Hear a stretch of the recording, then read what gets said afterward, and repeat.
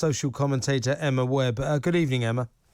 Good evening, Kevin. Here's the details. That basically, to get into this event, which was to celebrate you and your relationship with the universe, if you identified as gay, transgender or non-binary, you were charged £16.80 to get in, £16.80. But if you were a straight cisgendered, they call it, cisgendered bloke, in other words, just a straight bloke, straight white bloke, I think it was £112.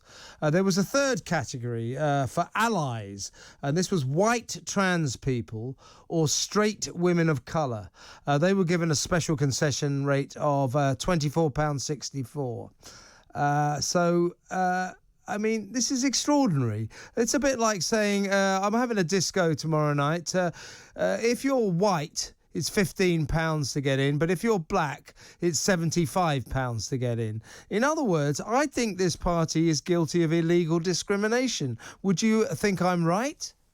Absolutely. You know, the reporting on this has said that they've been criticised for it, but I think we should be going so much further than simply criticising them for it. It's obvious that it's not just racial discrimination, it's discrimination on all sorts of other grounds, pretty much any grounds that there could be. And it's obvious that they've come to this through some kind of intersectional scaling where they've decided that certain people should be charged more or less depending on how many intersecting categories they have, which is something that comes from critical race theory.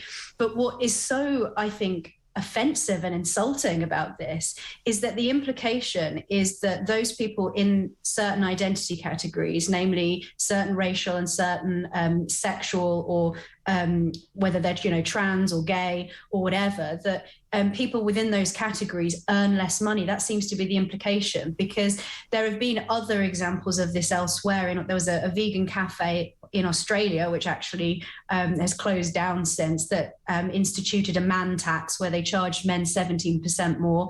In Manhattan, in New York, there was also a pharmacy that did the same thing where they charged men, again, a man tax. And the whole idea was that they were trying to tax men to make up for the gender pay gap. Well, this implies that actually that people who are within different racial categories and other intersecting categories, that those people are earning less because of their identity, which is just blatantly untrue. Yeah, I think we must stress that the E1 nightclub was merely the place that was rented. The organiser was an organisation called, I don't know how to say this, it's spelled PXSSY. Pixie, is that it?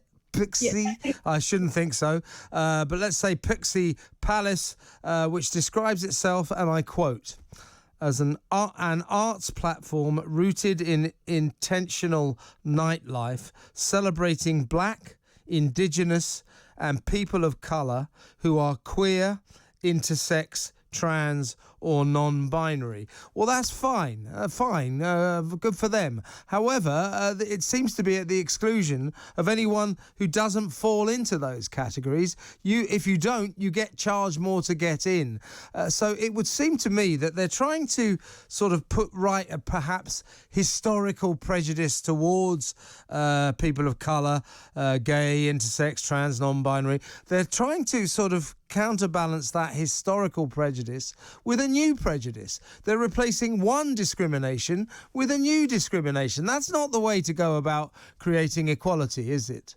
I think you've picked up on something there, which is that the language is really important. So, like you say, the name of the people who have organised this event, which is, as you pronounced it, Pixie Palace. They also use, they spell the word woman with an X, which has been criticised in the past for essentially erasing women. It's so you mean they spell the word woman wrongly?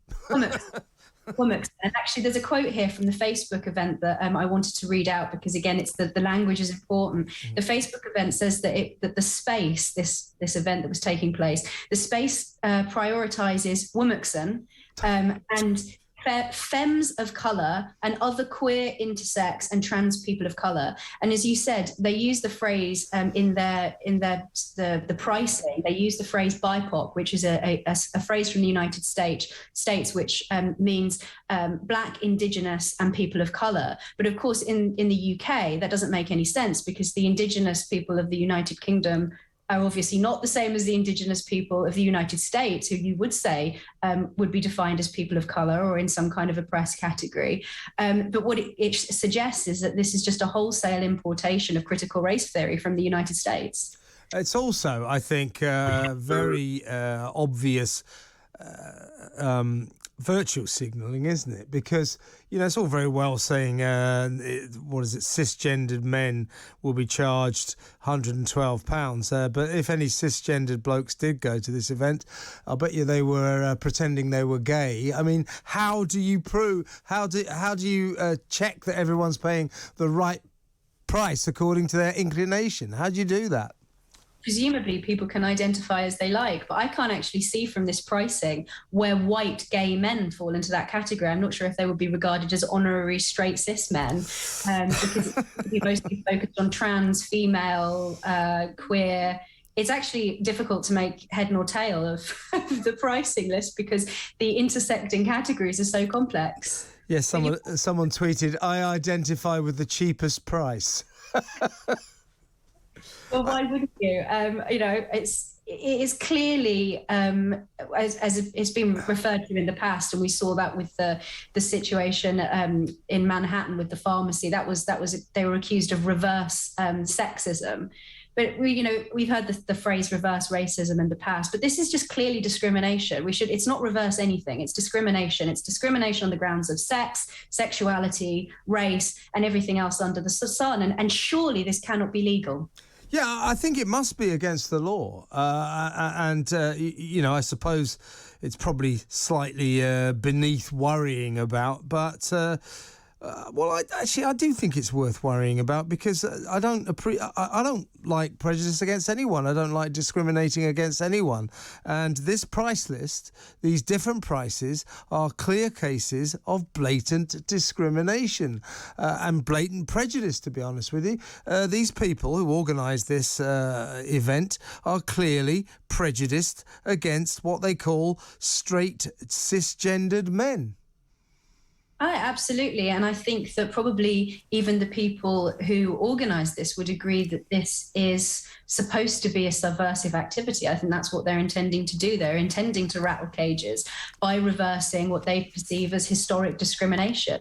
And they think that the way to do that is in the same way that many people think that affirmative action, which has been described also as reverse racism, they believe in equity, not equality. They believe that equality in many cases has been described by people such as Robin DiAngelo, the critical race theorist, has been described as being oppressive in itself. They're seeking equity, and that means affirmative action. And that's exactly what affirmative action looks like when it's put into some kind of policy. It is strange, though, isn't it, that these people could organise this event? Do you think that they really don't have any idea of the laws of this land? Do you think that they... we tried to, by the way, get hold of someone to talk to us about this event who was connected with it, but to no avail. But do you think that they really are so ignorant of the equality laws in this country that they think this event was legal? I think if we look at the way that protests have been policed, even within the law, it seems that there is a two-tier system in this country when it comes to the ways that the law cracks down on people of different political opinions. And I think that they would probably be right in thinking that the chances of them falling foul of any law, whether this is legal or not, is almost besides the point. That the potential for them to be prosecuted over this would be extremely slim. I don't think that they would be wrong in assuming that they would be A-OK doing this, partly because probably to crack down on this would be perceived or at least spun as being in some way racist, homophobic, transphobic or discriminatory.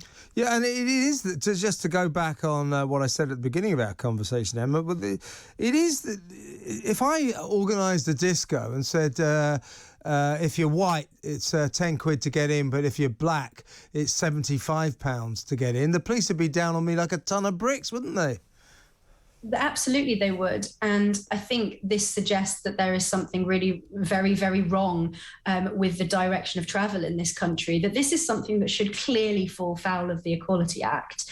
But again, it shows that the power of this switch from the whole narrative around equality, everyone being equal in the eyes of the law, towards equity, which wants to adjust society to account for historic oppression. And I think that's exactly what we're seeing here. They're fighting fire with fire. They believe that you can discriminate your way towards a better society, and that is patently something that everybody should want to fight against, because it doesn't lead to a better society, it just leads to discrimination, because it is discrimination. Yeah, you absolutely do not cure discrimination with more discrimination, which is what they've done here. Emma, always a pleasure to talk to you. Thank you so